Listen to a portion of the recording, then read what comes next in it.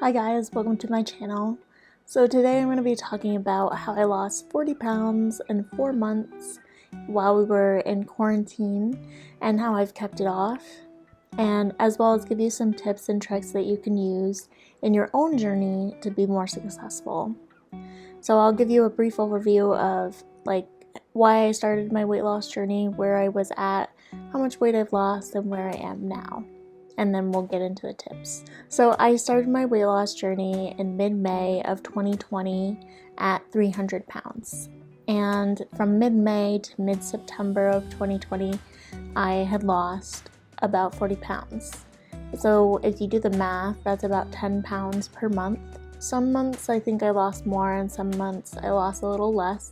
But throughout that time, I maintained the gradual downward momentum of about 10 pounds per month. And then from mid-September to Christmas, I maintained that weight of following the tips that I'm going to share with you. I did gain some weight in December from Christmas to New Year's, which I also lost in January, and I've lost an additional 5 pounds since then, and making my present weight 255 pounds. So I started at 300 and I'm now at 255. So I started my journey because I remember sitting on the edge of my bed and I could not bend down and tie my shoes without feeling out of breath. And I realized that I just didn't want to feel that way all the time. Plus, my husband and I lived in a 3-floor walk-up, so I didn't want to be out of breath all the time when I got to the top. And I'm still out of breath a little bit every now and again, but it's not as bad as it was prior to me losing about 45 pounds. So it's definitely improved. But basically, I just didn't want to feel that way, and though all of my numbers were healthy, I didn't have any other medical conditions associated with being overweight, I still felt like if I continued on this road, I would be at risk for certain weight-related illnesses or diseases, like maybe heart disease or diabetes, and I just didn't want any of that. I want to continue to be healthy, and that could change at any time, so I thought that why not take action now to lose the weight and get to a more healthier size. So that's what I did, and that was the main motivation I had. But something else I did before I started my journey was I came to terms with how big I was. I accepted that yes, this is my weight right now and I'm trying to change it, and I stopped telling little fibs about it. So I put the accurate weight that I weighed at that time on my driver's license, on my Search and Rescue 101 card, and just when people would ask, I was just really honest about how much I weighed and where I was, rather than expending energy to try to hide how big I was from other people, because the realities are they can see. Alright, so that's a brief overview of my journey. If you have any questions about that, you can drop me a comment down below. I don't want this video to be too long, so I'm trying to go through this information as fast as possible. Alright, so without further ado, let's get into the tips. So the first thing I did, and if I'm looking down, it's just because I wrote notes and I want to make sure I cover everything. So the first thing I did, and I had already been a member of Weight Watchers, they rebranded it to WW to create less of a stigma around weight loss. But I really committed to doing WW or Weight Watchers, and I just felt like I needed that because I needed more information on how to be an intuitive eater. I had a basic understanding of oh, I should probably eat a salad versus a candy bar, but I needed more help than that. And I think that's because nutrition was not as covered as it could have been in my education in high school and as an adult, or even within my family. I didn't know a whole lot about nutrition prior to educating myself and really looking up information, etc. I started Weight Watchers for that piece, and then I also started counting my calories with MyFitnessPal and LifeSum. Both of them, I think, have a free version. Lifestyle, you might have to pay for it, but I think there's like a code you can get some percentage off. And Jordan Strengths has a video about how to calculate your BMR and how many calories you should cut to lose weight. But if you want to know more about that, I could do a separate video on how I did it and how I practically applied those concepts to my weight loss journey. Just let me know below. Okay. And then something I did recently, and it wasn't something I did throughout my journey, but I feel like it could have motivated me had I started it sooner. But I signed up for Diet Bet, and you can sign up for like 4 weeks or like 6 months or 3 months.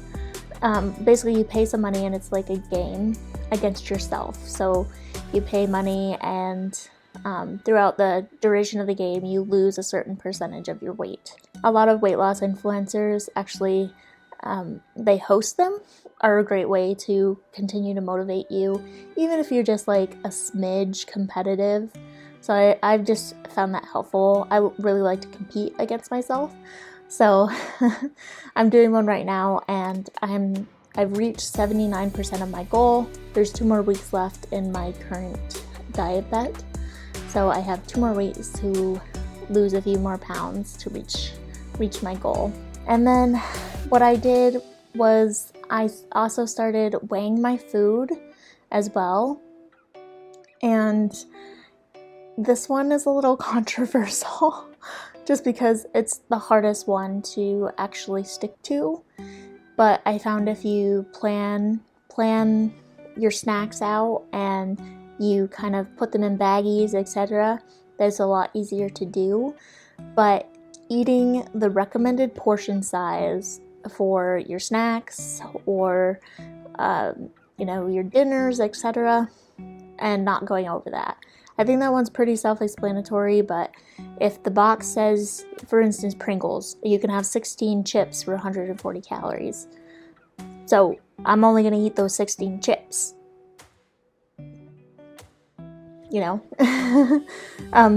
So easier said than done, but yes, that's the main kind of idea, is you want to stay within the recommended portions on anything you eat and weigh your food.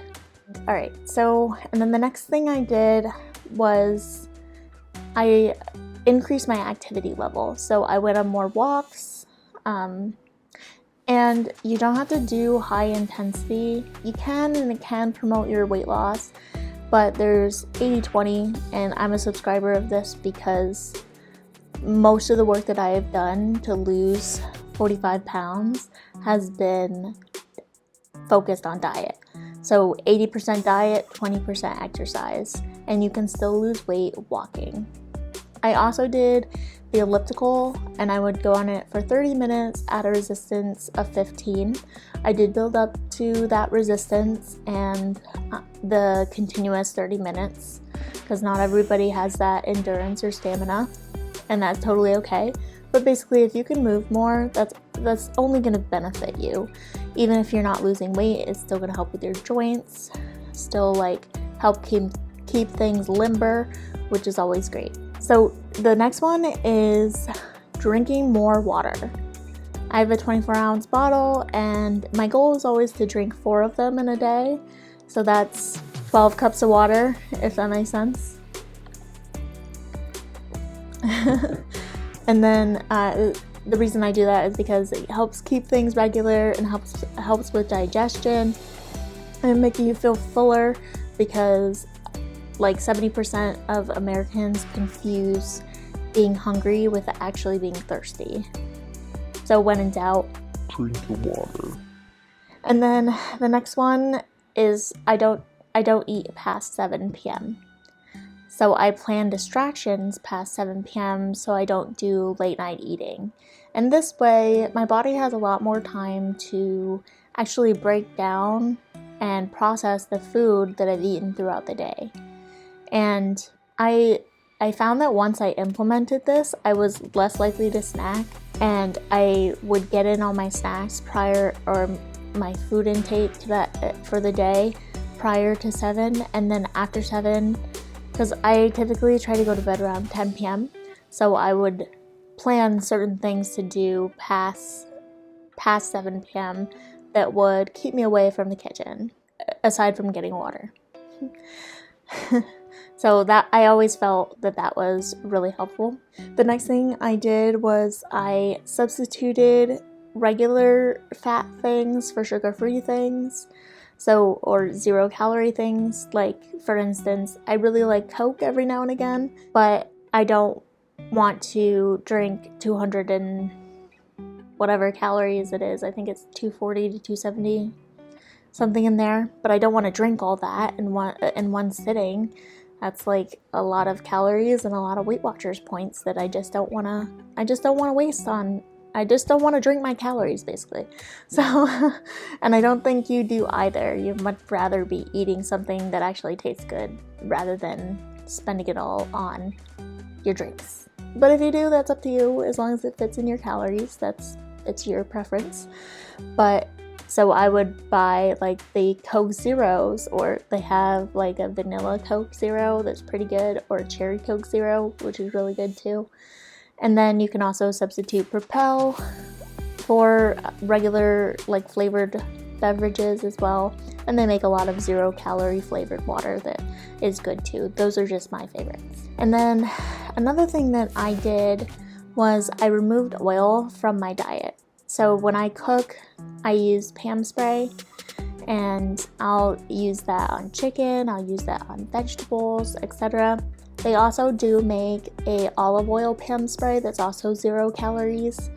And so and they come in different varieties. I was actually surprised to learn how many varieties of Pam there are. But so you can get the olive oil flavored one and still have it be 0 calories and still feel like you're having the taste of olive oil in your food. But I found that I actually was expending a lot of my calories on oil, and I didn't want to do that. I wanted to maximize things that I enjoy eating rather than spend points on oils. The same kind of mentality towards, 0-calorie sodas, etc. So olive oil, the Pam spray, was a great substitution for that. You can also substitute I Can't Believe It's Not Butter for butter, and it's only like 40 calories per tablespoon or something like that. And then if you do half a tablespoon, it's only like 20 calories and 1 Weight Watchers points. So depending on what you're cooking, you don't need a lot to go a long way. And personally, in my opinion, I really do like the taste of I Can't Believe It's Not Butter. So I think, it's fine for me.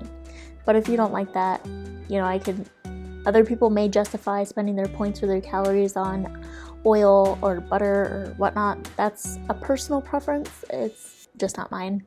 And it was really helpful to help me lose so much weight. Okay, so the final thing is meal prepping. So I meal prep dinner because I know that that's the meal that I tend to go off the wagon with. And this, because I know this about myself, I plan 2 to 3 days. I typically like to do 3 or 4 days of like whatever my protein is and a vegetable.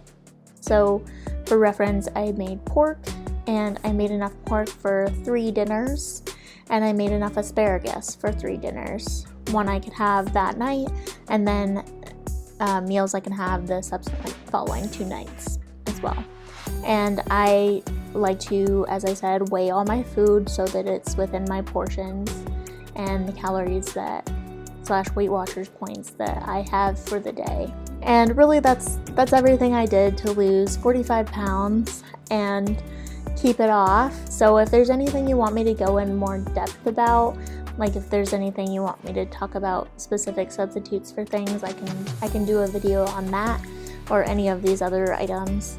I'd be happy to do individualized videos that are more in depth. So thank you so much for watching. I hope you will like and definitely comment. And if you'd like to see more of these videos, please subscribe. I do talk about weight loss, I talk about career, and I talk about manifestation on this channel. So if those are things that you're interested in, I would definitely love to have you here.